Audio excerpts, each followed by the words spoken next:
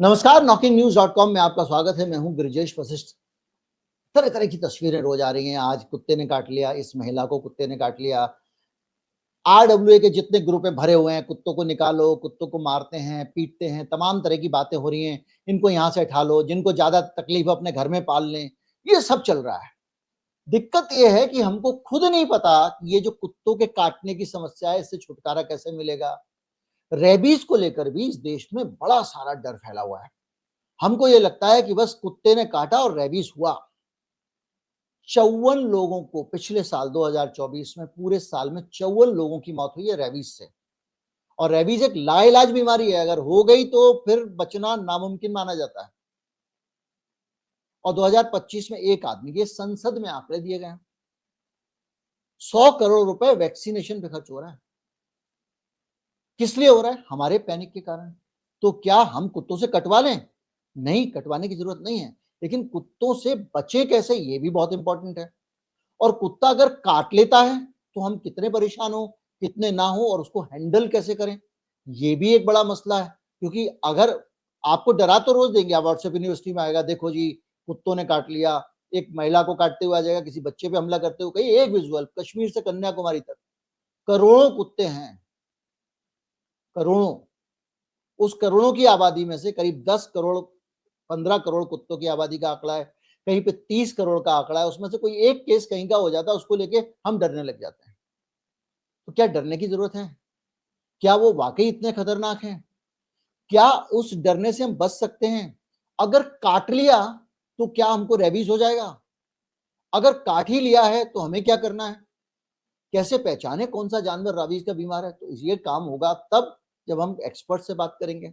Experts में हमारे पास एक एक्सपर्ट, हम इस बार आज इस प्रोग्राम में बात कर रहे हैं। पहले एक ऐसे एक्सपर्ट से जो कि जानवरों का डॉक्टर है, दूसरा ऐसे आदमी से जो कुत्तों का या जो मनुष्यों का डॉक्टर है, जो मनुष्यों से डील करता है। इसके साथ साथ हम बात करें उन लोगों से जिनके पास इसका उपाय है, जो हमको कुत्तों से भी छुटकारा दिला सकते हैं, जो हमको कुत्तों को से होने वाले खतरे से भी छुटकारा दिला सकते हैं। और ऐसे लोग जिनको हम ये समझते हैं कि कुत्तों की समस्या की जड़ ये लोग हैं, जबकि वो हमारे लिए कुछ बेहतर रास्ता रख सकते हैं। ये एक तरह से समझ लीजिए कुत्तों की जो समाज की बीमारी है उसके डॉक्टर हैं। ये आपके इलाके की कुत्ते की भी समस्या को भी दूर कर देंगे, काटने की समस्या को भी दूर कर देंगे, और कुत्तों को भी कम कटखना बना सकते हैं, उनकी आबादी भी कम कर सकते हैं। तो इन तीनों लोगों से बात करेंगे। हमारे पास डॉक्टर करण है, डॉक्टर अंबिका शुक्ला है, और हमारे पास हैं डॉक्टर धर्मवीर जो ह्यूमन डॉक्टर हैं। इन सब से मिलके हम समझने की कोशिश करते हैं कि ये जो समस्या है क्या है, कितना बड़ा सचमुच में डर है। चलते हैं इनके पास। सर ऐसा है कि जो कुत्ते होते हैं, ये तो कोई नए प्रजाति तो है नहीं, ना ही ये कहीं और से आए हैं। सदियों से कुत्ते और इंसान साथ जुड़े हुए और साथ में रह रहे हैं। कोई ऐसी कोई नई समस्या नहीं है। फर्क क्या आया है कि आजकल जो है मीडिया ने छोटी सी बात को लेकर बहुत बढ़ा चढ़ाकर बनाया हुआ है। एक घटना होती है कश्मीर में तो कन्याकुमारी तक पहुंच जाती है। वो ही घटना को दोहराते रहते और जो अ, जो घटना है उसका कोई जांच करता नहीं है, सिर्फ फोटो ही ले लेते हैं और अपनी ही बात सुनाते हैं। ये नहीं पूछते हैं कि कैसी हुई है घटना, क्यों हुई है घटना। कुत्ता जो होता है जब काटता है वो अपने बचाव में काटता है केवल, कोई दूसरी रीजन नहीं होती है। जब वो डरा हुआ होता है आप उसको डंडा दिखाते हैं या आप खुद चीखते चिल्लाते और भागते हैं। कुत्ता चौकीदार होता है, तो कोई चीखता है चिल्लाता है भागता है, कुत्ता उनके पीछे भागेगा पूछने के लिए कि कौन हो तुम, क्या कर रहे हो यहाँ पे, कोई गड़बड़ तो नहीं हो रही है। तो फिर लोग गिर जाते हैं, फिर कुत्ते पे दोष चलती है। हमको समझना होता है कुत्ते का बिहेवियर, और अगर हम समझे ये बात तो ना हमें डर फैलेगा ना काट होगी। तो अनिका ये जी, मेरा एक समस्या सवाल है, मैं मानती हूँ मैं आपको बीच में टोकना जितनी चाहूंगा। बड़ी बनाई जा रही है वो है नहीं। जी जी, आपको मैं टोकना चाहूंगा बीच में। अभी हमारे पास दो वीडियोज आए, अभी हाल में जो वीडियो सर्कुलेट हुए, वायरल हुए हैं। एक वीडियो में एक बच्चा कुछ सामान लेके आ रहा है और उसको बहुत सारे कुत्तों ने घेर लिया है। दूसरे वीडियो में एक लेडी सुबह वॉक के लिए कुत्ते को लेके आ रही है, उसी फुटपाथ पे सामने से एक लेडी आती है। मैं चूंकि डॉग साइकोलॉजी समझता हूं तो मैं समझ सकता हूं कि उस कुत्ते को ये लगा कि ये मेरी माँ के इतने नजदीक आ गई है, माँ के लिए खतरा है, क्योंकि डॉग अपने पेरेंट्स को प्रोटेक्ट करते हैं, तो उसने उसको अटैक कर दिया। लेकिन इस तरह के जब इंस्टांसेस दिखते हैं तो हम ये नहीं कह सकते कि वो इनसिक्योरिटी में ही काटता है, इसमें कोई शक नहीं कि उसको जो है वो उसने किसी ने उसको मारा या पीटा, क्योंकि वो लेडी तो सामने से वॉक करती हुई आ रही है, उसको पता भी नहीं है। जी, इसीलिए मैं बोल रही हूँ कि अगर हम सीखते हैं कुत्ते का स्वभाव, कुत्ते की साइकोलॉजी, तो ये इसमें ही हमारा प्रोटेक्शन है। अगर अगर हम सिखाते हैं बच्चों को कि कुत्तों से डरो, कुत्ते काटते हैं, तो हर बच्चा जब कुत्ते को देखेगा, वो भागने की कोशिश करेगा, वो घबराएगा। उसकी घबराहट देखकर फिर कुत्ता रिएक्ट करेगा। तो जो स्थिति हम अवॉइड करना चाहते हैं, वही स्थिति हम पैदा करते हैं अपने ही सोच से। तो अगर स्कूलों में हम भी जाते हैं, स्कूलों में बच्चों से बातें करते हैं, सिखाते हैं कि कुत्ता जो होता है वो 2.5 साल का बच्चा होता है, उसका दिमागी जो होता है 2.5 साल के बच्चे। अब 2.5 साल के बच्चे से तो हम डरे ना हम मारे पीटे, ना हम उनको धमकाएं सताएं। 2.5 साल के बच्चे से हम किस तरीके से व्यवहार करें, वैसे ही हम कुत्ते से व्यवहार करें। बच्चे तो समझ लेते हैं। अब रहे एडल्ट, जो उनके पेरेंट्स हैं, वो सिखाते हैं, काटते हैं कुत्ते। बच्चा अपने आप से नहीं डर पैदा होता है बच्चे के मन में, बड़े ही सिखाते हैं उनको डर। तो अगर हम ये डर की जगह उनको सिखाएं कि कुत्ता दोस्त है, कुत्ते से प्यार से जब वो खाना खा रहा है हाथ मत डालिए, जब वो उसकी पूंछ जो है इसको खींचो मत, जब आप जा रहे हैं कहीं और कुत्ता आपकी तरफ आता है भागते हुए, शांत खड़े रहिए, भागे मत, चिल्लाइए मत, चीखे मत। ये छोटी छोटी सीख से हम बच्चों को भी सेफ रख सकते हैं और कुत्तों को भी सेफ, दोनों ही एक दूसरे की नासमझी में एक्सीडेंट्स हो जाते हैं। जैसे आप बोल रहे हैं बच्चा जा रहा था, कुत्तों ने घेर लिया। कुत्ते की जब झुंड होती है और बच्चा जाता है और कुत्ते उसको सराउंड करते हैं, बच्चा खड़ा रहे बिना चीखे चिल्लाए। अगर वो चीखना चिल्लाता है, उसके बैग उसके हाथ में वो हिलाता है उनको हटाने के लिए, तो कुत्ते जो है कभी खेल में कभी गुस्से में बैग छीनेंगे। बच्चा जब नीचे गिर जाता है, जो भी नीचे गिर जाता है वो ट्रॉफी बन जाता है। फिर कुत्ते खेल में जैसे बॉल को पकड़ते हैं या डंडे को पकड़ते हैं जो नीचे गिरा हुआ, जिस चीज से वो खेल रहे होते हैं, उस चीज के लिए वो झगड़ते हैं कि मेरा है मेरा है, और बच्चे को चोट लगती है। तो हमने देखना है कि एक जगह पे शांत रहो, ना हाथ पैर मारो कुत्तों को, ना किसी तरीके से चीखे चलाओ। कुत्ता आए पेड़ बन जाए, ये होती थी पुराने हिंदुस्तान की कहावत, जिसमें हमारी सुरक्षा बंधी हुई थी। तो हम बच्चों को सीख अच्छे से करें और ना एक्सीडेंट होंगे और ना ही किसी को परेशानी हो इस तरीके से। अम्बिका जी, एक चीज और भी है, एक तो ये पहलू हो गया इसका, दूसरा ये कि आप भी बहुत सैकड़ों कुत्तों से डील करती हैं, आपके पास शेल्टर्स हैं, आप अलग तरह से कुत्तों को आप डील करती हैं, जानती हैं, उनके पास जाती हैं, नए नए अनजान कुत्तों के साथ भी डील, और भी दूसरे जानवरों से आप डील करती हैं। तो उस सिचुएशन में कुत्ते आपको डेफिनेटली काटते भी होंगे, ऐसा नहीं है कि कभी आपको कोई डॉग बाइट ना हुआ हो।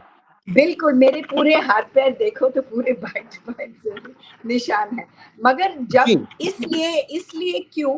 क्योंकि जो हम डील करते हैं वो घायल और डरे हुए कुत्तों से हम डील कर रहे हैं, और हमको मालूम है कि रिस्क होगा, क्योंकि अगर मैं घायल कुत्ते को उठाऊंगी तो घायल कुत्ता को दर्द होगा, और जब दर्द होता किसी को भी, इंसान को हो या कुत्ते को हो, वो जरूर रिएक्ट करेगा। ये नहीं क्योंकि वो मुझे परेशान करने की कोशिश कर रहा है, मगर मुझे बताने की कोशिश कर रहा है कि मेरा पैर टूटा है, इसको प्लीज टच ना करो, मेरा पीठ कमर टूटी है, मुझे प्लीज हिलाओ मत, मुझे दर्द हो रहा है। तो बताने का उसका एक ही रास्ता है, भगवान ने उसको एक ही रास्ता और वो आपको जानता भी नहीं है, हो सकता है वो खतरे में महसूस करे बिल्कुल, कि मुझे और मैं अनजान हूँ, हाँ, भरोसा भी नहीं है कि मैं क्या करने आई हूँ। एक आदमी ने उसका पीठ तोड़ा है, डंडे से, अब मैं आई हूँ दूसरा इंसान, अब मैं उठाने की कोशिश, उसको क्या मालूम कि मैं दोबारा उसको मारूंगी या बचाऊंगी, तो वो रिएक्ट करता है। मगर क्योंकि हम समझते हैं ये बात, तो हमें डर नहीं लगता, हमको समझ है। और तो मैं अपने हाथ मैं को यही इस तरीके यही से मैं समझना चाह डालूंगी। रहा था कि कुत्ते जब आपको काटते हैं तो आपके जीवन पे इससे क्या बहुत ज़्यादा मतलब जो है इतनी डरने वाली बात है, जैसे कि लोगों को नहीं, लगता है कि शेर खा जाता है टाइप का कुछ? बिल्कुल नहीं, बिल्कुल नहीं। एक तो हमें मालूम है कि जो कुत्ता काटता है उसका रिएक्शन है। तो इसमें जैसे कोई भी इंजरी हो जाए, अगर मैं साइकिल से गिर जाऊँ, अगर मैं रास्ते में गिर जाऊँ, इट्स जस्ट एन इंजरी। मैं उसको धो लेती हूँ, उसपे बेटाडीन लगा देती हूँ और बस आगे चलते हैं। काट ही होता है, छोटी-सी इंजरी होती है। तो एक तो मैं घबराती नहीं हूँ। दूसरी बात है कि हम कुत्ते को पहचानते हैं। अगर उसको कोई लक्षण नहीं है सस्पिशियस, अगर उसका लुढ़कना नहीं होता है, उसकी आवाज बदली नहीं होती, अगर वो पानी पी रहा है, इसको हमको मालूम है इस पे हम इसमें कोई जी, जी, उस डरने पे हम वाली आएँगे। बात तो है नहीं। जी, उस पे हम आएँगे, उससे जी, पहले हम डॉक्टर साहब से डिस्कस जी, करेंगे। डॉक्टर साहब, आपके पास बहुत सारे केसेस ज़ाहिर बात है ऐसे आते होंगे जिसमें कुत्ते लोगों को बाइट कर रहे हैं। बहुत सारे लोग जो है वो कुत्तों के काटने से घायल भी होते हैं, चोटिल भी होते हैं। यस तो सर। कुत्ते के काटने के बाद एक बहुत बड़ा ये है कि आप जैसे ही डॉक्टर को दिखाने के लिए जाएँगे, ज़्यादातर डॉक्टर कोशिश करते हैं कि वो उसी दिन से वैक्सीन देना शुरू कर दें। और रेबीज़ को लेके अभी हाल में सोशल मीडिया पे बड़ा भारी पैनिक फैला है और ये लगता है लोगों को कि रेबीज़ तो अब कुत्ते ने काट लिया तो रेबीज़ पक्का हो जाएगी। तो आपको क्या लगता है किस कंडीशन में रेबीज़ के चांसेस ज़्यादा हैं? हमको अगर कुत्ते ने काट लिया तो हम रेबीज़ से कैसे बच सकते हैं? सर एज मैम सेड कि लोगों में आजकल लैक ऑफ अवेयरनेस बहुत कम है कि how to deal with this situation. हर सिचुएशन जब एनिमल बात कर रहा है या भौंक रहा है या बाइट कर रहा है, जरूरी नहीं उसको रेबीज हो सकता है उसका नेचुरल बिहेवियर हो। हर किसी का बिहेवियर अलग होता है, कोई डॉग इमोशनल होता है, कोई एग्रेसिव होता है, कोई बहुत शांत होता है, कोई बहुत प्लेफुल होता है। It all depends on the nature. और ऐसा जरूरी नहीं है कि कोई भी डॉग अगर बात करता है, बाइट करता है तो उसको रेबीज ही हो। It can be self protection.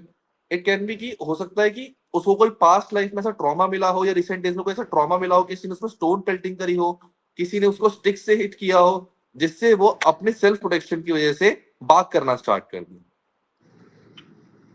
तो वो ठीक है, उसने सेल्फ प्रोटेक्शन के लिए करता है, लेकिन मुझे कैसे पता कि मुझे जिस कुत्ते ने काटा है, इसके केस में मुझे इंजेक्शन लगवाना है कि नहीं लगवाना है? क्योंकि पूरा जो प्रोटोकॉल है रेबीज वो के तो सर ये कहते बहुत हैं कि सारे तुरंत फॉर्म्स शुरू होते हो जाओ, हैं एक जो 0 भी day, 4 day, rabies 7 day, 14 day पता नहीं क्या पूरा एक बना हुआ है।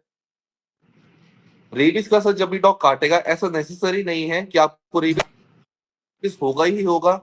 There is a process. जब तक डॉग बाइट आपके ब्लड के कॉन्टैक्ट में नहीं आएगी, ह्यूमन के ब्लड के कॉन्टैक्ट में नहीं आएगी, तब तक रेबीज बॉडी में स्प्रेड नहीं हो सकता। अगर पहली किसी डॉग चीज। ने स्क्रैच कर दिया, हल्का सा बाइट कर दिया है जिसमें ब्लड नहीं आ रहा है, तो आप उसको इजीली बीटाडिन से क्लीन करके, नॉर्मल वाटर से क्लीन करके और सोप सॉल्यूशन से क्लीन करके आप अपना काम कंटिन्यू कर सकते हैं। उसमें कोई भी जी, घबराने जी, वाली बात नहीं है। जी। तो अच्छा, दूसरा एक चीज़ और भी है कि रेबीज़ अगर कुत्ते को होगी तब वो आपको होगी ना? Yes sir, definitely. अगर कुत्ता अगर रेबीज़ का अगर पेशेंट है, अगर उसके अंदर इन्फेक्शन है, अगर अगर उसको हाँ। वैक्सीन नहीं लगी है और सर वो मैं इसमें कुत्ता। कुछ बोलना चाहूंगी। जी, जी, जी, जी, अंबिका जी। एक तो रेबीज की जो बीमारी है, ये इन्फेक्शन है, ये नहीं है कि हर जानवर या इंसान में है। ये हर मैमल, हर एनिमल में हो सकती है, जैसे कि इंसान में भी। इंसान, जानवर दोनों ही इन्फेक्ट हो सकते हैं। मगर ये नहीं है कि मैं रेबीज लेकर चलती हूँ या कुत्ता लेकर चलता है या कोई भी जानवर लेकर चलता है, नहीं।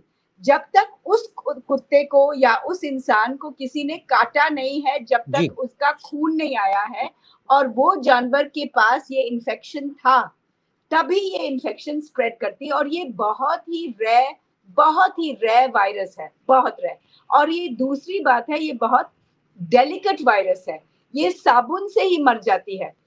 अगर आपको किसी ने काटा भी है और आप कुत्ते को जानते नहीं है, तो आपको मालूम नहीं है कि जी, कुत्ता वैक्सीनेटेड है या नहीं है, तो सबसे पहले आप क्या करें, साबुन के साथ वो जख्म को अच्छे से धो लीजिए। अगर रेबीज था भी तो वो मर जाएगा, रेबीज का वायरस। जी जी अंबिका जी, हमारे साथ इसको ज्यादा अच्छी तरह से हम एक ऐसे डॉक्टर के पास चलते हैं जो ह्यूमन डॉक्टर हैं, डॉक्टर धर्मवीर चंद्राकर हमारे साथ में हैं। स्वागत करते हैं उनका। डॉक्टर साहब स्वागत है आपका चैनल में। मेरे ख्याल से आपकी तस्वीरें नहीं आ रही हैं डॉक्टर साहब।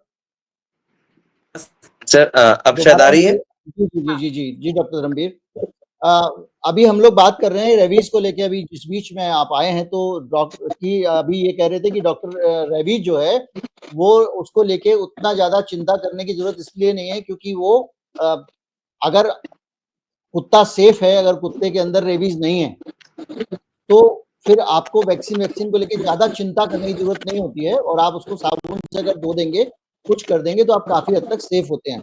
लेकिन कुत्ते को रेबीज है, इसका पता कैसे करेंगे? कुत्ता मुझे काट रहा है, मुझे क्या पता इसको रेबीज है या नहीं है? थोड़ा आप इस पे प्रकाश डालें डॉक्टर। देखिए sir, as a human doctor, अगर आपको कोई स्ट्रे डॉग की बाइट हुई है तो वी ऑलवेज सजेस्ट, क्योंकि इस चीज का इलाज नहीं है, तो be on a safer side. आप एक बार वैक्सीनेशन के बारे में अगर सोचते हैं, मन में कई लोगों को ये डर होता ही होता है, पेशेंट लोग के, कि हमें डर है डॉग बाइट हो गया है, और डॉग का स्टेटस उनको नहीं पता। मोस्ट ऑफ द केसेस में ऐसा होता है कि हम यहाँ गए थे, फलाने ढिमकाना जगह गए थे, वहां पे एक बाइट हो गई। तो ऐसे सिचुएशन में जहाँ पे हमें स्ट्रे डॉग का नहीं पता उसकी क्या कंडीशन है, वो डॉग तो दोबारा ढूंढने से मिल नहीं रहा, तो बेटर होता है कि वैक्सीनेशन करा ले। पर अगर डॉग आपके पहचान का है और डॉग आपके ही विसिनिटी में रहता है, डॉग रेगुलर खाना खा रहा है, पानी पी रहा है, आप देख रहे हैं वो आपको बुलाने पे, पुचकारने पे पूंछ हिला के आपके पास आ रहा है, तो 100% सिक्योर रहिए कि वो डॉग रैबिड नहीं है। और जब तक एक डॉग रैबिड नहीं हो, आपको रेबीज नहीं फैला सकता। दूसरी बात मैं आपको बताना चाहूंगा कि रेबीज एज सच एक बहुत रेयर डिजीज है। मैं पिछले 14 साल से क्रिटिकल केयर प्रैक्टिस कर रहा हूं, और यकीन मानिए मैंने केवल एक केस देखा है आज तक रेबीज का। तो रेबीज के लिए जो लोगों का डर है वो डिस्प्रोपोर्शनेटली बहुत ज्यादा है। तो कहीं ना कहीं इतना डर जो है मन में ये बिठा के जो लोग चल रहे हैं, वो सेंस नहीं करता है, क्योंकि बहुत ही रेयर डिजीज है। और अगर जैसे कि डॉक्टर साहब ने कहा, डॉक्टर करण का भी मैंने सुना और अंबिका मैम ने भी कहा, अगर डॉग आपके पहचान का है, विसिनिटी का है, और एक नॉर्मल डॉग की तरह बिहेव कर रहा है, आप खाना खाना उसको दे रहे हैं, खाना खा रहा है, पूंछ हिला रहा है, तो डेफिनेटली आप जाइए, अपने मन को थोड़ा कंट्रोल करिए और हाथ पैर धोइए जहां भी आपको बाइट हुआ है, बीटाडीन लगाइए, और 99.9999% आप सिक्योर्ड है कि आपको रेबीज नहीं होगा। तो ये जो बेवजह जो डर और खौफ फैलाया जा रहा है, डिस्प्रोपोर्शनली बहुत ही ज्यादा है। मेरे पास कुछ आंकड़े हैं जो मैं डिस्कस करना चाहता हूँ रेबीज को लेके। ये 22, 23, 24 और 25 के आंकड़े हैं, और ये आंकड़े भारत की संसद में रखे गए रेबीज के। जैसे डॉक्टर साहब ने कहा बहुत रेयर है, रेयर है कहने से एक डॉक्टर के एक्सपीरियंस से हम इस नतीजे पे पहुंचे कि ये रेयर है, तो ये भी एक अच्छी बात नहीं, ईमानदार बात नहीं। तो मैं जब बात करता हूं तो मैं देखता हूं कि ये संसद में आंकड़े हैं 2023, 24, 25 के, जो 27 फरवरी को रखे गए हैं। इस आंकड़े के हिसाब से पूरे देश में 2023 में पूरे भारत में सिर्फ 21 लोगों को रेबीज था, 24 में 50 लोगों को रेबीज था, और 25 में 54 लोगों को। पूरे देश में सिर्फ 54 लोग रेबीज का शिकार हुए हैं। यानी ये बहुत rare of the rarest type की बीमारी, आप इसको मान सकते हैं। दिल्ली का अक्सर जिक्र करते हैं, दिल्ली में कुछ लोग आंदोलन चला रहे हैं। एक नेताजी हैं, पूर्व सांसद, पहले प्रधानमंत्री कार्यालय में राज्य मंत्री होते थे, वो उन्होंने एक आंदोलन खड़ा कर रखा है कुत्तों को हटाने के लिए। उनके राज्य में 2022 में एक भी व्यक्ति को रेबीज नहीं हुआ था, 23 में एक भी, दिल्ली में एक भी व्यक्ति को रेबीज नहीं हुआ था, 24 में एक आदमी को रेबीज हुआ, 25 में एक भी आदमी को रेबीज अभी तक नहीं हुआ है। ये आंकड़े संसद में रखे गए हैं, ये रेबीज वाले रेबीज से मौत के आंकड़े हैं। और ये बात ध्यान रखें कि जब रेबीज से मौत या रेबीज, इन दोनों आंकड़ों की बात करें तो ये एक ही आंकड़े होते हैं, क्योंकि रेबीज अगर किसी को हो गया तो मौत तो होनी होनी।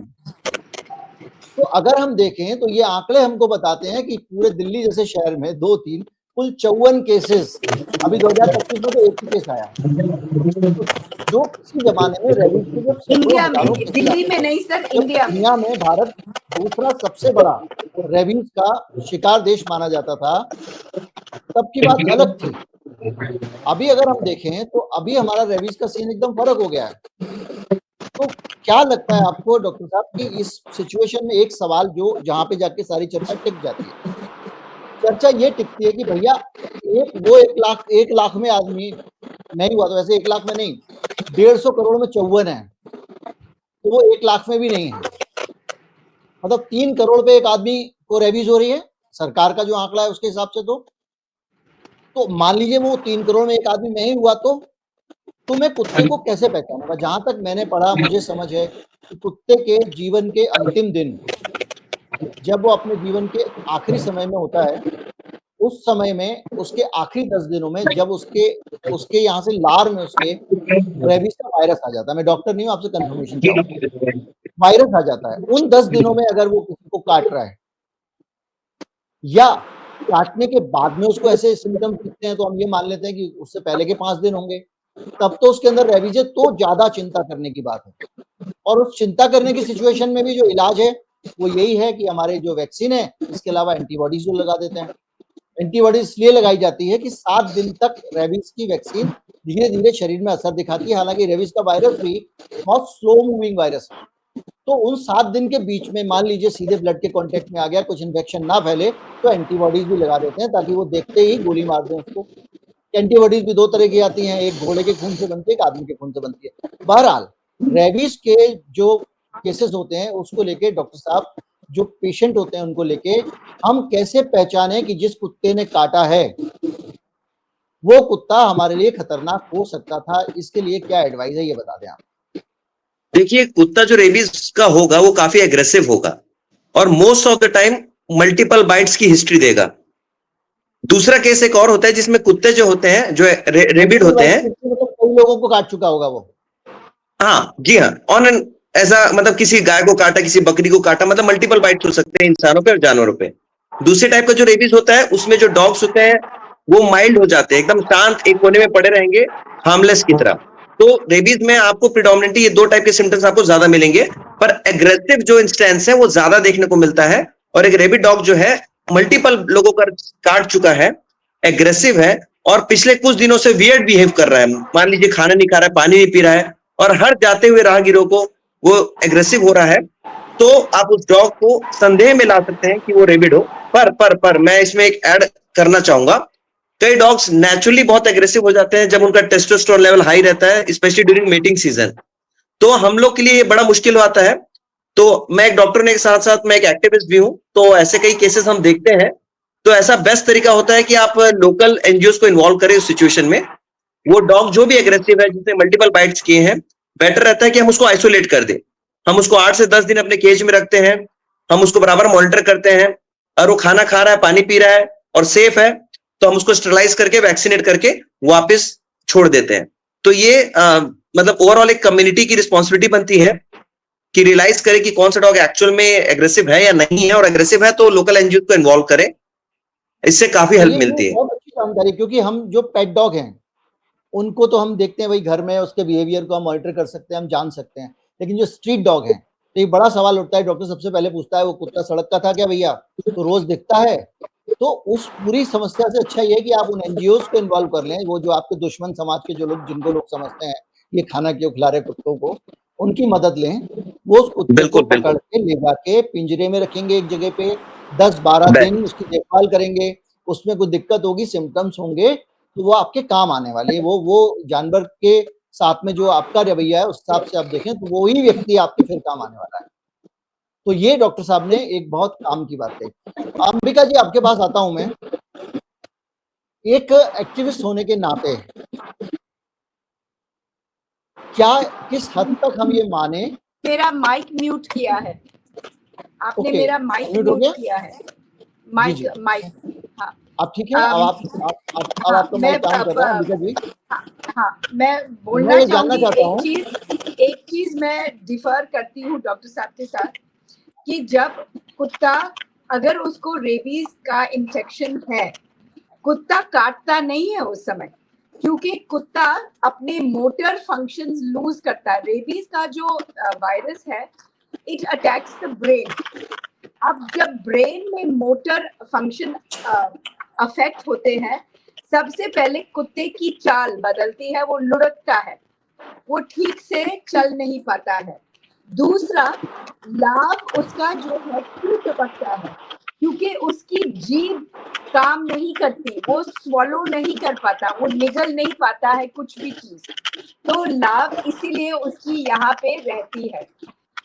इस समय उसका जॉ जो है पैरालाइज हो जाता है, उसका मुंह जो है खुला रहता है, तो वो बाइट नहीं कर पाता है, जोर से भी नहीं, और उसकी डिजायर भी नहीं है बाइट करने की, उसकी डिजायर है उस टाइम छूटने की, क्योंकि उसके बदन में बहुत ज्यादा दर्द है, इतना ज्यादा दर्द है कि उसको किसी चीज की होश नहीं है। He cannot even recognize anybody because he is dazed with agony and pain. तो ये जो है, ये काट नहीं सकता, ना ही अग्रेसिव है, ये छिपता है क्योंकि उस टाइम उसको रोशनी पसंद नहीं है, टच नहीं पसंद है क्योंकि दर्द में है, और दूसरा उसके अंग काम नहीं कर रहे हैं ठीक से, तो वो छिपने की कोशिश करता है। अगर उस कुत्ते के पास आप जाओ या छेड़ा-छाड़ी करो, तब ही मजबूरन शायद आपको वो काट करेगा, मगर कुत्ता जो है अग्रेसिव कभी नहीं होता रेबीज होकर, वो केवल डिसओरिएंटेड होता है, लुढ़कता है, ठीक से फोकस नहीं कर पाता है, पानी बिल्कुल नहीं छूता है, पानी से उसको घृणा हो जाती है, पानी देकर वो घबराता है। ये है थोड़े बहुत लक्षण, मगर जो है काटने का सबूत बिल्कुल रेबीज से नहीं जुड़ा हुआ है। जो कुत्ता काटता है या किसी कारण से डरा हुआ है वगैरह वगैरह, इससे रेबीज का कोई संबंध नहीं है। तो ये गलत बोलने हैं कि अगर कुत्ता बार बार काट रहा है वो रेबीज है, नहीं, वो रेबीज नहीं है, क्योंकि जिस कुत्ते को रेबीज है सच में उसका जॉ पैरालाइज हो जाता है और काटना उसके लिए बहुत मुश्किल या ना तो असंभव है। इसीलिए रेबीज इतनी रेयर डिजीज है, क्योंकि इसका ट्रांसमिशन इतना मुश्किल होता है। एक तो वायरस डेलिकेट है, साबुन से ही मर जाती है, दूसरा जिसका रेबीज है वो काट ही नहीं पाता क्योंकि उसका जॉ पैरालाइज होता है। This is why the rabies figures are so low compared to bite figures. Bite के आंकड़े आप देखेंगे जो दिखाए जा रहे हैं वो बहुत ज्यादा है, मगर इस पे भी मैं कुछ चर्चा करना चाहूंगी। और रेबीज के फिगर्स इतने ही कम है, 50 है, पूरे 150 करोड़ लोगों में केवल 50 केसेस आए हैं सामने रेबीज के पिछले साल में। और मैं बताऊंगी एक चीज आपको कि ये रेबीज इज 100% प्रिवेंटेबल। अगर हम बोलते हैं rabies is 100% fatal, rabies is 100% preventable. और जब कोविड के टाइम पे 150 करोड़ लोग को हमने वैक्सीन दिलाने में सफलता मिली है। डॉक्टर साहब आप बताइए कि रेबीज के मामले में क्या ये सही है कि रेबीज का बीमार कुत्ता काटता नहीं?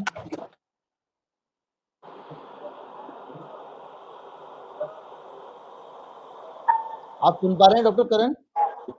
Yes sir. मैं मेरे सवाल में दोहरा देता हूं कि रेबीज को लेकर अभी जो डॉग्स हैं वो नॉर्मली लोगों को काफी काटते रहते हैं, और उसके कारण जो है वो दिक्कत ये आती है कि वो एग्रेसिव हो जाते हैं, उनका बिहेवियर बदल जाता है, बार-बार काटते हैं, फ्रीक्वेंटली काटते हैं, जानवरों को भी काटते हैं, आदमियों को भी काटते हैं। लेकिन अंबिका जी का कहना ये था कि रेबीज से इन्फेक्टेड जब कुत्ता होता है तो उसको ये क्योंकि ब्रेन पे अटैक करता है तो वो उसका जॉ पैरालाइज हो जाता है, उसको लार टपकती रहती है, उसको रोशनी से डर लगता है, पानी से डर लगता है, तो एक तरफ कोने में जाके बैठना पसंद करता है। चूंकि आप एक वेट डॉक्टर हैं, आपकी राय में क्या सही है? तो देखिए, रेबीज का जो फॉर्म होता है ना, दो ही फॉर्म में डेवलप होता है, एक तो डम फॉर्म होती है और एक फ्यूरियस फॉर्म होती है, ठीक है ना। दोनों ही फॉर्म्स में एक चीज कॉमन रहेगी कि मोटर फंक्शंस इन्वॉल्व रहेंगे, नर्व सेल्स इन्वॉल्व रहेंगे, वो स्वेलो नहीं कर पाएगा, वो ब्रीथ नहीं कर पाएगा, उसका जॉ प्रॉपरली मूव नहीं कर पाएगा, वो प्रॉपर मूवमेंट नहीं कर पाएगा। तो ये बोलना कि हाँ रेबीज की कंडीशन में, प्रॉपर रेबीज की कंडीशन में डॉग बाइट करता है, ये बिल्कुल ही गलत है, क्योंकि उसका अपनी बॉडी के ऊपर कंट्रोल ही नहीं रहता, नर्वस सिस्टम पूरा ब्रेकडाउन हो जाता है उसका। तो रेबीज अगर किसी कुत्ते को है तो वो काट नहीं सकता, आपका कहना ये है? अगर फुली डेवलप्ड रेबीज है तो उसको नहीं काट सकता वो। अब ये सवाल आता है, यहाँ पे एक सवाल आता है, एक पत्रकार का सवाल आता है भाई 100 करोड़ रुपए के टीके लगे हैं इस देश में, एक साल में लगते हैं 100 करोड़ रुपए के आदमियों को कुत्ते के काटने के टीके। यानी लोगों को, टीके वालों को छोड़ दें, लेकिन हमारे पास एक आंकड़ा तो है कि 54 लोगों को रेबीज था हिंदुस्तान में, रेबीज से मौत हुई उनकी। तो फिर रेबीज उनके अंदर कैसे आया, एक बड़ा सवाल है। अम्बिका जी, आप इसका उत्तर दे सकते हैं। नहीं, मैं ये नहीं बोल रही कि काट नहीं, कभी नहीं सकता। अगर आप उसको छेड़ेंगे, उसके पास जाएंगे, उसको उठाएंगे, जैसे घायल कुत्ते को हम भी उठाते हैं, तो अगर उस समय आपका जो है, अगर आपके शरीर पे, अगर जैसे कि मेरे हाथ में एक वूंड है, मेरे पहले से घाव है, उसका सलाइवा उस पे टपक गया, तो ब्लड स्ट्रीम में मेरे वो सलाइवा आ गया, तो उससे रेबीज हो सकता है। But it is not necessarily that a dog with rabies with bite. मैं बोल रही हूँ कि aggression और rabies is not correct. आप जो कुत्ता जिसको rabies है, he is not an aggressive dog. He is a victim. He is a patient. उसको खुद इतना दर्द हो रहा है कि वो किसी को जाकर काट नहीं रहा है, वो तो छुप रहा है डर के मारे, उसके दर्द के मारे, and his motor functions are affected. मगर अगर आप उसको छेड़ेंगे, अगर आप इसको छेड़ेंगे, उसके कांटेक्ट में आएंगे, उसको घसीटेंगे, उसको कोशिश करेंगे, किसी भी तरीके से उसके कांटेक्ट में आएगा, there will be a chance that he can snap and it can reach your bloodstream if the bite penetrates your skin. मगर ये नहीं है कि रेबीज कुत्ता अग्रेसिव है और बार-बार काटेगा ह्यूमंस को या इंसानों को या दूसरे कुत्तों को, वो छिपने की कोशिश करेगा ज्यादातर। जी जी जी जी जी तो रेयर होता है, मगर संभव है, मगर it is not, it's possible but not probable, ये फर्क है। जी, अब एक चीज और आगे आती है, किसी व्यक्ति के अंदर रेबीज का इन्फेक्शन है, डॉक्टर धर्मवीर, कैसे पता लगेगा कि वो आदमी रेबीज से इन्फेक्टेड है? मुझे किसी कुत्ते ने काटा तो क्या मैं रेबीज का पेशेंट हो गया? क्या कुत्ते के अंदर रेबीज थी? या मुझे मान लीजिए एक कुत्ता दिखा जिसमें रेबीज होती है, जिसके सिम्टम्स हैं, क्योंकि हम देख रहे हैं कि 3 करोड़ आदमी में एक का आंकड़ा निकल रहा है, तो जिसको रेबीज के सिम्टम्स हैं, ऐसा कुत्ता मुझे सड़क पे दिखा, उस कुत्ते के गलती से मैंने पैर रख दिया या कुछ ऐसा किया जिसके कारण वो उसका, या मुझे घायल था मैं और मेरे को उसका सलाइवा लग गया, उस कंडीशन में मुझे रेबीज हो गया, तो वो कैसे हुआ, कैसे पता लगेगा? पहली बात तो रेबीज की मैडम ने जैसे कुछ बताया साइन सिम्टम होते हैं, तो आपके जो इंसानों में भी कुछ साइन सिम्टम्स आएंगे, क्योंकि रेबीज एक सेंट्रल नर्वस सिस्टम को इन्फेक्ट करती है, तो इसके साइन एंड सिम्टम आपको सेंट्रल नर्वस सिस्टम में ही दिखते हैं। तो किसी इंसान को जब भी रेबीज होता है, तो जैसे कि आप नॉर्मली एक सेंट्रल नर्वस सिस्टम की बीमारियों में जो जो चीजें होती हैं, जैसे कि आपको एक एग्जांपल बताता हूं, जैसे मेनिंजाइटिस एक बीमारी है, उसमें इंसान के नर्वस सिस्टम इन्फेक्ट हो जाता है, और रेबीज जो एक बीमारी है वो भी सेंट्रल नर्वस सिस्टम को इन्फेक्ट करती है। तो इन दोनों के साइन और सिम्टम लगभग से सेम से होते हैं, जिसमें कंफ्यूजन हो सकता है, हेलुसिनेशन हो सकता है, मतलब इंसानी दिमाग के तौर पे कुछ भी बड़बड़ाने लगेगा, उल्टी सीधी सिचुएशन बनाने लगेगा, उसको हाइड्रोफोबिया हो सकता है, पानी से डर सकता है, वो पानी सॉलो नहीं कर पाएगा, वो भी खाना नहीं खा पाएगा, क्योंकि उसका भी नर्वस सिस्टम इन्फेक्ट हो चुका होता है। तो बेसिकली इसके साइन एंड सिम्टम हमारे दिमाग और स्पाइनल कॉर्ड तक ही सीमित होते हैं, और अंत में यही मृत्यु का रीजन बनता है। एक चीज बताइए कि अभी पिछले दिनों मुझे एक एम्स का आरटीआई किसी ने शेयर किया, शायद अंबिका जी आप ही ने किया था, उसमें ये बताया गया था कि किस तरह से जो रेबीज है वो उसको लेकर कोई कंफर्म तरीका नहीं है कि कैसे कर सकते हैं इस आदमी के अंदर रेबीज है। सिम्टम्स है तो बहुत सारी बीमारियों से मिलते हुए, तो कौन कौन सी बीमारियों से मिलते हुए सिम्टम्स? इसमें मेनिंजाइटिस एक प्रमुख बीमारी है, और बिल्कुल जैसे कि इसमें अगर रेबीज के एडवांस वर्जन कुछ लोग को देखने को मिलता है, जिसमें पैरालिसिस हो जाते हैं, इंसान डम हो जाता है, कुछ बात नहीं करता, इंसान के बिहेवियर चेंज हो जाते हैं, इंसान कोमा में भी जा सकता है, और इंसान का टोटल कार्डियो रेस्पिरेटरी अरेस्ट हो जाता है एंड स्टेज में।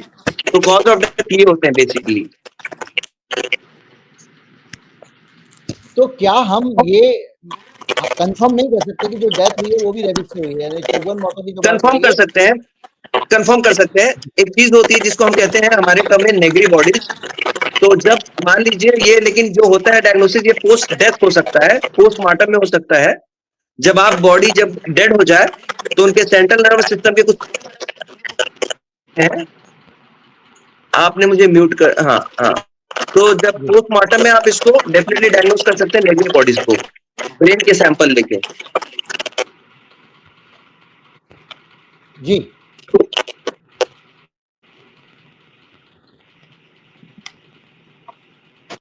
Please carry on. हाँ, तो बेसिकली यही तरीका है डायग्नोस करने का। नेगरी बॉडीज को आपको आइडेंटिफाई करना है from the deceased body, that's it. एक ही तरीका है रेबीज कंफर्म बोलने का कि ये रेबीज हुआ था इस पेशेंट को। जी जी।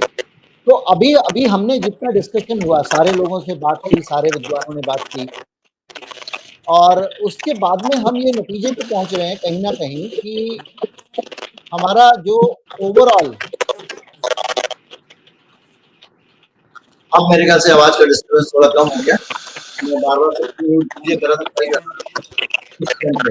तो अभी जो हम समझ रहे हैं वो ये एक निचोड़ निकलता है कि रेबीज को लेकर जो तस्वीर है वो उससे बहुत बड़ी है जो हम समझ रहे हैं, और जो जमीनी सच्चाई है वो बिल्कुल उससे अलग है। और इस तरह की सिचुएशन जो है वो बहुत खतरनाक है किसी भी समाज में। और हम ये देख रहे हैं कि जितना पैनिक कुत्तों को लेके फैलता है, रेबीज को लेके फैलता है, दूसरी चीजों को लेके फैलता है, वो सारा पैनिक जो है वो पूरा गुस्सा टूटता है उन लोगों के सर पे जो जानवरों की देखभाल करने वाले लोग हैं, जो एक्टिविस्ट हैं, जो एक जानवर को भूखा रहने से रोक रहे हैं, और वो समझते हैं कि ये हमारे दुश्मन है, इनके कारण कुत्ता काट रहा है। इस बिहेवियर को लेके हम क्या कहेंगे? डॉक्टर करण, आप ये बताएं कि भूखा कुत्ता ज्यादा काटता है या पेट भरा कुत्ता ज्यादा काटता है? बीमार कुत्ता ज्यादा काटता है या हेल्दी कुत्ता ज्यादा काटता है?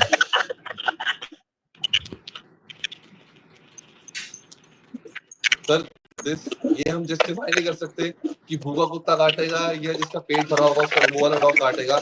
ऐसा कभी भी नहीं होता है कि कोई भूखा कुत्ता काटता है या जिसका पेट भरा है वो काटता है, या कोई एक्टिव काटता है या कोई डम फॉर्म में डॉग काटता है। इस चीज का खाने से उसको कोई रिलेशन नहीं है। इंस्टेड मैं ये बोलूंगा, अगर उस डॉग का पेट भरा रहेगा, उसको फीड होता रहेगा टाइम टू टाइम, तो वो शांति से कामली अपनी एक पोजीशन पे बैठा रहेगा, उसको कोई इधर उधर जाने की जरूरत नहीं है। वो बिल्कुल आराम से नॉर्मली लेस एक्टिव रह के अपनी प्लेस को एंजॉय करेगा। अंबिका जी, आपकी क्या ओपिनियन है इस बारे में? मेरा बहुत सिंपल सा जवाब है, जब हम भूखे होते हैं हम चिड़चिड़ हो जाते हैं, वैसे ही हर जीव का स्वभाव है, वो भी रिएक्ट करते। अगर भूखे हैं तो इधर उधर घूमेंगे खाने की खोज में, डेस्परेट होकर वो पैकेटें कूड़े में देखेंगे, पैकेटें छीनेंगे, कहीं ना कहीं से वो खाना उपलब्ध करने की कोशिश करेंगे। अगर कुत्तों को खाना मिला पेट भर, वो 18 घंटे तक सो सकते हैं, तो वो किसी को परेशान नहीं करते, किसी को कुछ बोलते नहीं है, वो अपना खाना खाकर सो जाते हैं और किसी को परेशानी नहीं होती। और ये बहुत सारा अनुभव हुआ है इस तरीके के कि जहाँ कुत्ते की काट होते थे, उनको अगर रेगुलर खाना मिलने लगा है, वही कुत्ते अब फ्रेंडली, शांत और खुश हैं।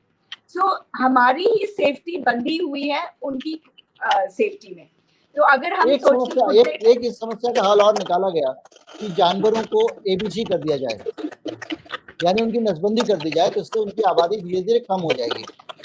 ये जो सॉल्यूशन है, इस सॉल्यूशन को क्या कहाँ तक हम सही मानते हैं? क्या ये हमारे समाज के लिए ठीक है? ये डॉक्टर साहब से जी, आप मेरे से पूछ रहे हैं सर? जी अंबिका जी। अच्छा, नसबंदी जो है ये साइंटिफिक प्रोग्राम है, ये WHO का रेकमेंडेड प्रोग्राम है, और जहाँ पे भी इसको इस्तेमाल किया गया है इसके रिजल्ट्स बहुत ही अच्छे हैं। ये केवल संख्या पे ही रोक नहीं लगाता है, ये स्वभाव पे भी इफेक्ट करता है, क्योंकि जो कुत्ते जब काट होती है ये 3 कारण से हो सकती है। एक होता है मेटिंग सीजन में, जहाँ मेल्स उत्तेजित हो जाते हैं। दूसरा होता है जब फीमेल्स बच्चे देते हैं तो माँ अपने बच्चों की रक्षा में उतर आती है। और तीसरा होता है कि जब कुत्ते एक दूसरे के जगह में एंटर करते हैं, इंट्रूड करते हैं, तो टेरिटोरियल फाइटिंग होती है और तब काट की संभावना बढ़ सकती है। तो ये जो प्रोग्राम जो सरकार चला रही है हिंदुस्तान में, ABC एनिमल बर्थ कंट्रोल, ये इन तीनों चीजों को काबू में लाती है। एक तो मेटिंग नहीं होती है, तो मेल्स उत्तेजित नहीं होते हैं और काटते नहीं हैं। दूसरे, फीमेल्स के बच्चे नहीं होते तो वो प्रोटेक्टेड नहीं होने की जरूरत होती है। और तीसरा, क्योंकि कुत्ते को उन्हीं जगहों पे वापस किया जाता है जहां से लिए गए थे, तो टेरिटोरियल फाइटिंग भी नहीं होती, तो काट भी खत्म हो जाते हैं, रेबीज का बिल्कुल इलिमिनेशन हो जाता है। जो आप आंकड़े देख रहे हैं रेबीज के आजकल, जाके जहाँ इतने कम हो गए हैं, 50 तक पहुंच गए हैं, जहां एक समय 20,000 कहा जाता था, ये केवल इसी प्रोग्राम से संभव हो पाया है, क्योंकि ABC इंट्रोड्यूस हुआ है इंडिया में, ये हर जगह में चलाया जा रहा है। इसीलिए लोग कुत्तों की साथ साथ में नसबंदी के समय वैक्सीनेशन भी दी जाती है। तो जिस कुत्ते की नसबंदी होती है उस कुत्ते की वैक्सीनेशन भी हो चुकी होती है, और फिर उसका कान कटा जाता है एक तरफ से, ताकि पहचान हो लोगों को कि इस कुत्ते की नसबंदी भी है और वैक्सीनेशन भी। तो इस वैक्सीनेशन प्रोग्राम के जरिए हमने रेबीज को एलिमिनेट तकरीबन कर दिया है, हमने संख्या पे रोक डाली है। और काट का भी जो आप आंकड़े देखते हैं सर, मैं इसके बारे में आपको कुछ बताना चाहती हूँ।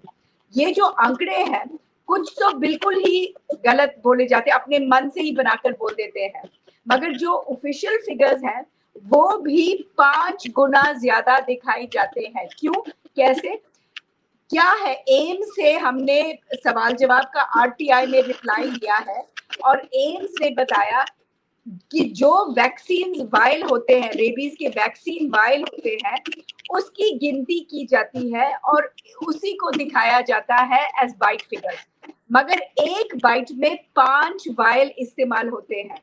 तो ये 5 बाइट नहीं है, ये एक बाइट है, मगर गिना कैसे जाता है? 5 बाइट इसको समझने की कोशिश करते हैं, डॉक्टर भी बैठे हुए हैं। एक मिनट अंबिका जी, एक बार एक कुत्ते ने किसी को काटा, उसको जब वो अस्पताल जाता है तो उसको 5 बार इंजेक्शन लगता है। तो जो शीशी होती है खाली इंजेक्शन की, उसको वो काउंट करते हैं 5 शीशी। तो ये माना जाता है कि 5 लोगों को काटा कुत्ते ने। क्या ये सही है डॉक्टर गंभीर? ये बिल्कुल सही है। जो इंट्रामस्कुलर डोज होता है वो 1 ml का होता है, वो 1 एम्पूल जो होता है आपको 5 डोजेस में देने रहते हैं। तो मैडम जो कह रही है वो काफी हद तक सही है। जी अमिका जी, तो ये क्लैरिटी हो गई ये है कि जो एम्स ने बताया था, आपने RTI रिप्लाई है एम्स का, कि यही तरीका है काउंट करने का, कि जितने वाइल इस्तेमाल होते हैं उतने ही बाइट माने जाते हैं। तो 5 गुना ज्यादा बाइट्स दिखाए जा रहे हैं ऑफिशियल फिगर्स में, और बाकी आंकड़े तो बिल्कुल ही मन से बनाए गए हैं। जो लोग बोलते इतने हुए हैं, उतने हुए हैं, मगर ऑफिशियल फिगर्स भी 5 गुना से आप डिवाइड करें और वो शायद सही हो। निचोड़ ये कि एम्स जितने ज्यादा मान लीजिए कोई अस्पताल, हाँ, जितने ज्यादा वायल कोई अस्पताल खरीद रहा है उतने डॉग बाइट मान लो। हाँ, मतलब कि जितने इस्तेमाल के लिए खरीदे नहीं, जितने इस्तेमाल हो। और इसमें वो भी वायल्स शामिल है। उन बहुत लोग, जैसे कि हम काम करते हैं जानवरों से, तो हम प्रोफिलैक्टिक डोज लेते हैं, पहले से ही रेबीज का इंजेक्शन लेते हैं, तो वो भी गिने जाते हैं बाइट्स के हिसाब से। जहां भी एनिमल वेलफेयर वर्कर्स के प्रिवेंटिव डोज होते हैं वो भी गिने जाते हैं एज बाइट्स। जो बंदर से बाइट होता है वो भी गिना जाता है कुत्तों के नाम पे, जो चूहे से बाइट होता है वो भी गिना जाता है कुत्तों के नाम पे। तो ये बाइट फिगर्स जो है बहुत ज्यादा एग्जैजुरेटेड है, और इसमें हमको सही आंकड़े देखना चाहिए, ना कि जो आजकल में फैलाए जा रहे हैं। अच्छा, इसको जी इस प्रोग्राम को कंक्लूड करते हैं। तो कंक्लूसिव रिमार्क आपका अंबिका जी क्या है? लोगों के लिए क्या संदेश है? लोगों के लिए क्या कहना चाहती हैं आप? जी, मेरा ये संदेश है कि जब आपको पेट दर्द होती है तो आप किसके पास जाते हैं? डॉक्टर के पास। जब आप कुत्तों से परेशान है, आपको किसके पास आना चाहिए? उन लोगों के पास जो जानवरों के साथ जुड़े हुए हैं, या तो उनके साथ वेटनरी डॉक्टर्स हो, या तो म्यूनिसिपल वर्कर्स हो, या तो उन लोग जो एनिमल वेलफेयर कम्युनिटी जो जानवरों के साथ काम करती है।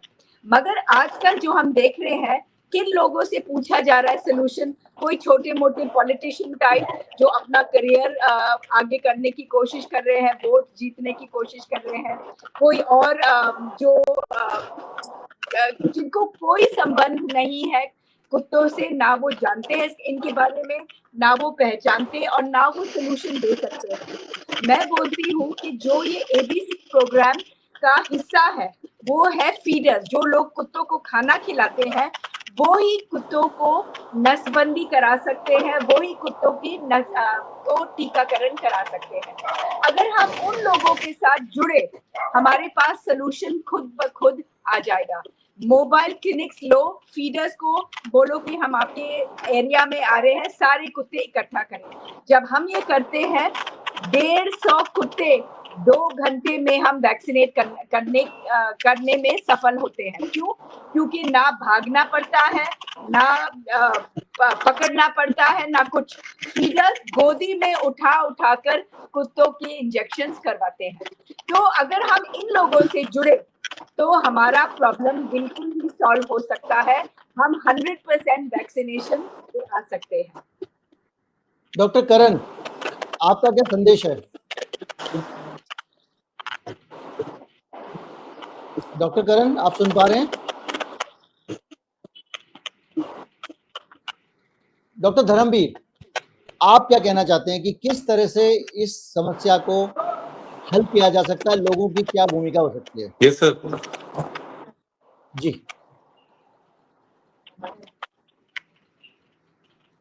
क्या सर, डॉक्टर फिर से धर्मवीर? रिपीट करेंगे? हाँ डॉक्टर करण, अब डॉक्टर धर्मवीर का भी संपर्क टूट गया है। हम ये जानना चाह रहे हैं कि किस तरह से लोग इस समस्या का हल करें, क्योंकि समस्या 3 स्तर की हो गई है। कुत्तों का काटना, कुत्तों से रेबीज होना और कुत्तों से इंसानों का रिश्ता खराब होना। तो ऐसी स्थिति में क्या तरीका हो सकता है जिससे इस समस्या को दूर किया जा सकता है?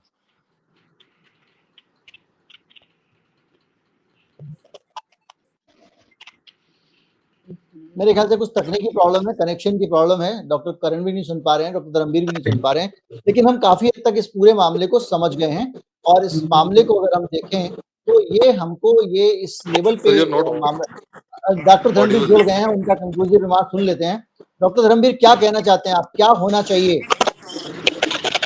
हमको क्या करना चाहिए एज ए सिटीजन? लोग क्या कर सकते हैं?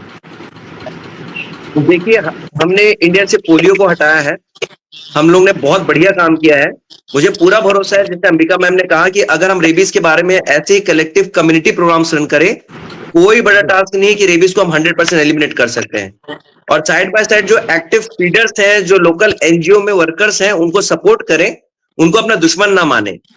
सच कहूं, एज एन एक्टिविस्ट भी बात करूं, तो हम भी चाहते हैं कि स्ट्रे पॉपुलेशन जो है वो डिक्लाइन हो जाए, क्योंकि हम भी नहीं चाहते कि स्ट्रे डॉग स्ट्रीट में सफर करें। हम भी चाहते हैं कि एक डॉग जो है उसको एक बेहतर घर मिले, उसको एक बेहतर क्वालिटी ऑफ लाइफ मिले, जो कि स्ट्रीट में पॉसिबल नहीं है। तो कहीं ना कहीं हमारे जो थॉट प्रोसेस है और जो एक क्या कहूं, जो एंटी डॉग एलिमेंट्स है सोसाइटी में, उनका भी थॉट प्रोसेस यही है कि पॉपुलेशन कम हो जाए। वो दोनों अलाइंड है, दोनों सेम प्रोसेस है। तो वो एक ही तरीका सॉल्यूशन करने का, वो है एबीसी प्रोग्राम। वो तभी सफल हो पाएगा जब आप लोकल फीडर और लोकल एनजीओ को साथ में कलेक्टिवली प्यार मोहब्बत से लेके चलेंगे। कुत्तों की समस्या से अगर आपको निजात पानी है, अगर आप चाहते हैं कि समस्या हल हो जाए, तो इसका इलाज वो लठैत नहीं करेगा। वो आरडब्ल्यूए वाला जो चौधरी है, वो जो कह रहा है कुत्तों को खाना मत दो, वो नहीं करेगा। जो नेता अपनी नेतागिरी चमकाने के लिए घूम रहे हैं, एंटी डॉग बाइट आंदोलन चला रहे हैं, वो नहीं करेंगे। वो लोग करेंगे जिनको आप दुश्मन समझ रहे हैं और आपको लग रहा है कि वो समस्या की जड़ है, बल्कि वो लोग इस समस्या को दूर करने में सबसे ज्यादा मददगार हो सकते हैं। और इतने मददगार भी हो सकते हैं कि कुत्तों से आपको डर लगना बंद हो जाए। और इसी के साथ इस शो को इजाजत चाहेंगे सभी लोगों से, और इसको बहुत-बहुत शुक्रिया आपका, आप सभी का शामिल होने के लिए। अंबिका जी का कनेक्शन टूट गया, उनका भी शुक्रिया। डॉक्टर धर्मवीर आपका, डॉक्टर करण आपका। उम्मीद करते हैं कि आप लोग कामयाब होंगे और इस देश को हम कम से कम कुत्तों के डर से निजात दिला देंगे। तो ये जो है हमारे पास में, हमने देखा कि हमने बात की अलग-अलग एक्सपर्ट्स से, जिसमें हमारे वेटनरी डॉक्टर थे, एनिमल एक्टिविस्ट थे, और निचोड़ ये रखा कि इस देश में अगर हम चाहते हैं कि कुत्तों की समस्या से छुटकारा मिले तो इसके लिए हमको सही रास्ता अपनाना पड़ेगा। सही रास्ता है उन लोगों का साथ लेना जो लोग कुत्तों से आपको बचा सकते हैं। बाकी हिंसा फैलाएंगे, अगर आपने मारपीट कर दी कुत्ते से तो जेल जा सकते हैं। आप उल्टा सीधा तरीका अपनाएंगे, उनको भूखा मारेंगे तो वो और काट सकते हैं, और वो बीमार होंगे, परेशान होंगे तो भी काट सकते हैं। तो इसलिए बेहतर यह है कि आपकी रक्षा इसी में और हम सबकी रक्षा इसी में। दूसरा, रेबीज को लेके इतना ज्यादा परेशान ना हो। हमारे पास आंकड़े हैं जो बताते हैं कि इस 2025 में सिर्फ एक आदमी, 24 में 54 आदमी, 23 में 22 आदमी और 21 में उस वक्त चूंकि लॉकडाउन वगैरह था तो 40 ही आदमी को रेबीज से मौत हुई थी। ये भारत सरकार के आंकड़े हैं। उम्मीद करता हूं इस वीडियो से आपको काफी मदद मिली होगी, अंडरस्टैंडिंग मिली होगी। ज्यादा से ज्यादा लोगों तक पहुंचाएं, चैनल को सब्सक्राइब कर लें। नमस्कार, जय हिंद।